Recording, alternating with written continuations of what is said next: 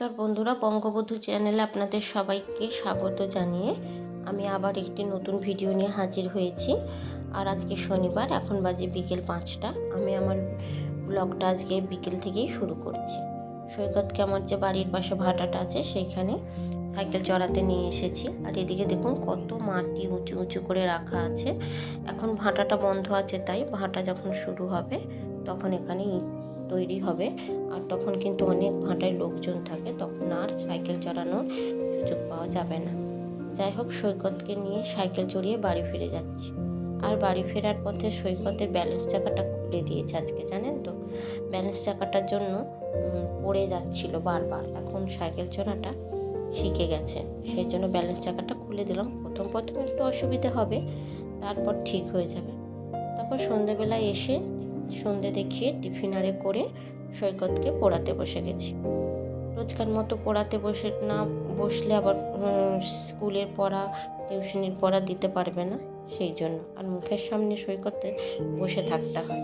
উঠে গেলে কিন্তু ও পড়তে চায় না, দুষ্টুমি করে, বদমাইশি করে। সেই জন্য যতক্ষণ পড়ে বসেই থাকতে হয়। তবু কাজ থাকলে টুকিটাকি তখন ওকে পড়া দিয়ে উঠে যায়। তারপরে এই যে আমাদের আজকে কালী পুজোর নেমন্তন্ন আছে। আমি আর সৈকত যাব, এমনি ছোটোখাটো একটা ঘরোয়া অনুষ্ঠান। আর সৈকতের বাবা যাবে না, সেই জন্য তার জন্য আটাটা মাখিয়ে আর রুটিটা করে নিচ্ছি। ওবেলার একটু তরকারি আছে, সেই জন্য আর তরকারি করব না, শুধু রুটিটাই করে রেখে যাব। যতই আমরা যাই করি, আমরা নিজেদের দায়িত্ববোধ থেকে কখনোই এড়িয়ে যেতে পারি না। কারণ দেখুন, আমরা যাব না ঠিক কথাই, কিন্তু সৈকতের বাবা এই যে যাবে না, তার জন্য আমাকে এই সমস্ত রেডি করে রেখে, এটা আমাদের একটা দায়িত্ব। আমরা আমাদের সংসারের কাজ করতে করতে, সংসারের প্রতি নিজেদের নিয়ম পালন করতে করতে যেন নিজেরা কোথায় দায়িত্ববোধে আটকে পড়েছি।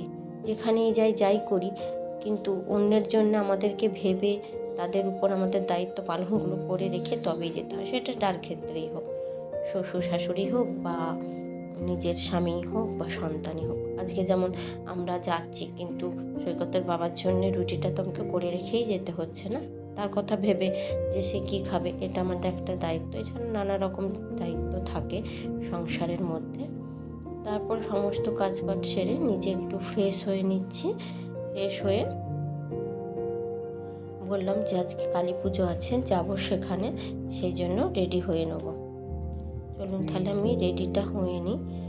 রেডি বলতে শাড়ি পরবো একটু, আর হালকা সাজগোজ একটু টিপ করে হালকা একটু লিপস্টিক দিয়ে বেরিয়ে যাব। কারণ পাড়াতেই হচ্ছে অনুষ্ঠান বলতে প্রথমেই বলেছি আমি যে ঘরোয়া একটা ছোটোখাটো অনুষ্ঠান। আমি তাই একটু সাজগোজ করে নিচ্ছি হালকা করে। চলুন, তারপর দেখা হচ্ছে।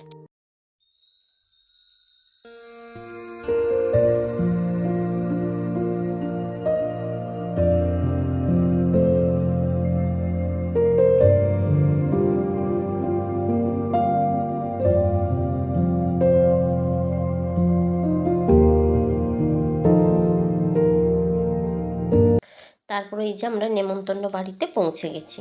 আর পৌঁছে গিয়ে প্রথমেই মায়ের মুখটা দর্শন করে নিচ্ছি। সত্যি খুব সুন্দর লাগছে দেখতে, কিন্তু সব ইমিটেশনের গয়নাগুলো দিয়ে সাজিয়েছে, বেশ ভালো লাগছে।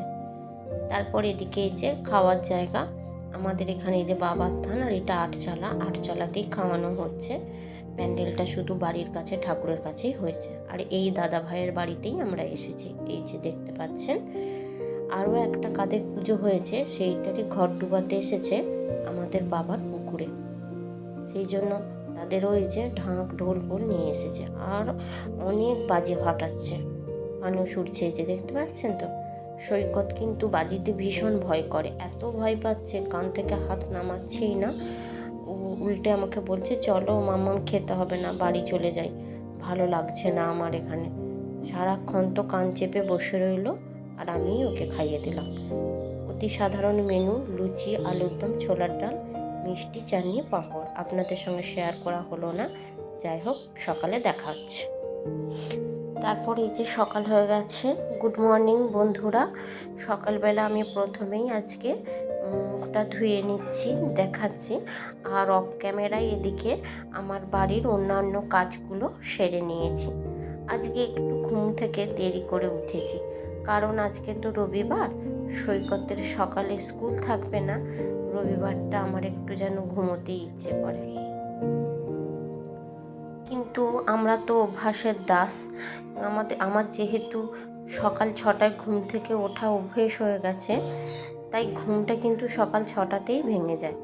কিন্তু কি করব, তবু একটু শুয়ে পড়েছিলাম আর কি, ঘুমানোর চেষ্টা করছিলাম আরও একটু, যে আজকে রবিবার যখন অনেকটা কাজের ফাঁক বলা ভুল, আমাদের আর রবিবার, কারণ আমাদের মতো গৃহবধূদের কিবা একটা কথাই আছে না, অন্ধের কিবা দিন আর কিবা রাত, তেমনি হয়েছে আমাদের অবস্থা। আমাদের রবিবার আর সোমবার। তবে হ্যাঁ, কাজের চাপ থাকে অবশ্যই, কিন্তু তাড়াটা হয়তো একটু কম থাকে। যেমন স্কুল থাকলে টাইমের মধ্যে সমস্তটা করে আমাকে দিয়ে দিতে হয়, কিন্তু এটা রবিবার তো, তাই স্কুলটা নেই, টাইমের কোনো ব্যাপার নেই, তাই তুমি যতক্ষণ ধরে খুশি করতে পারো। টাইম নেই বলতে তাহলে কি আর সারা দিন ধরে, তা নয়, তবু একটু ধীরে সুস্থে এই কাজ করা, এদিক ওদিক যেগুলো অন্য সপ্তাহের অন্য দিন এই কাজটা করতে দেরি হবে, এড়িয়ে যায়, সেই কাজগুলো করে নিই। যাই হোক, কথা বলতে বলতে আপনাদের সঙ্গে আমার মাছগুলো ধোয়া হয়ে গেছে, আর মাছগুলো ধুয়ে নিয়ে তারপরে চলুন একেবারে রান্না করতে চলে যাব। দেখা হচ্ছে আপনাদের সঙ্গে।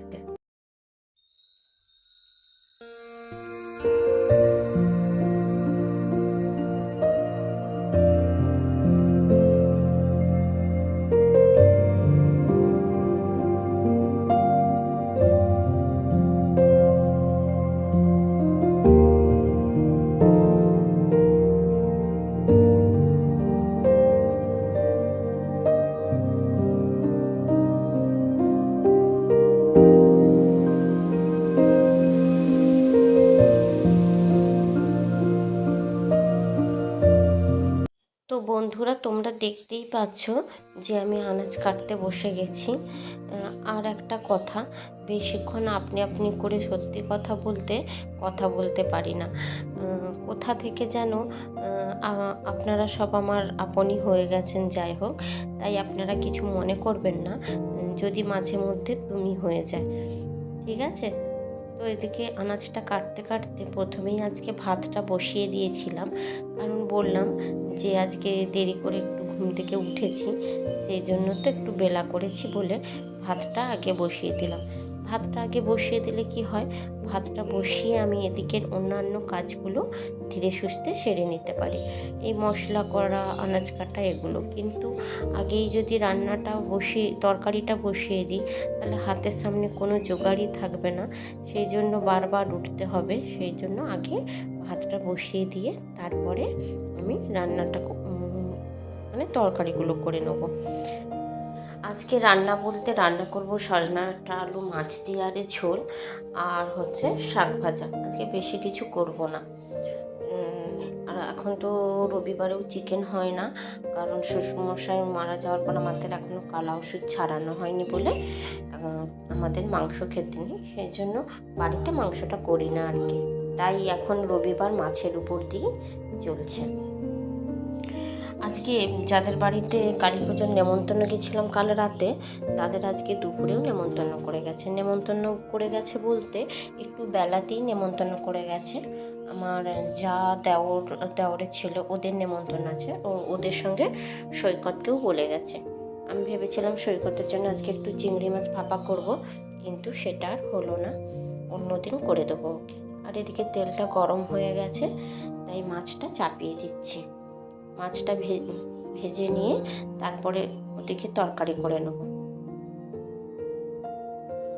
আর বন্ধুরা, আর ভিডিওটা আর বেশি বাড়াবো না, ভিডিওটা আমি এখানেই শেষ করব।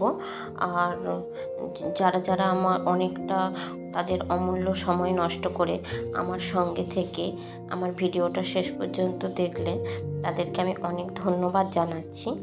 আর অবশ্যই অনুরোধ করব তার সঙ্গে যে ভিডিওটা যদি কোথাও এতটুকু ভালো লেগে থাকে, তবে একটি লাইক করে সাবস্ক্রাইব করে আমার পাশে থেকে যাবেন, এবং কোথায় ভালো লাগলো কোথায় খারাপ লাগলো সেটা একটু কমেন্ট করে জানাবেন। তাহলে কি হয়, আমার ভিডিও বানানোর আগ্রহটা আরও একটু বাড়ে এবং নিজে ভালোও লাগে আপনাদের মনের কথাগুলো জানতে। যাই হোক, নমস্কার। আর ততক্ষণ পর্যন্ত আপনারা ভালো থাকবেন, অনেক সুস্থ থাকবেন। নমস্কার।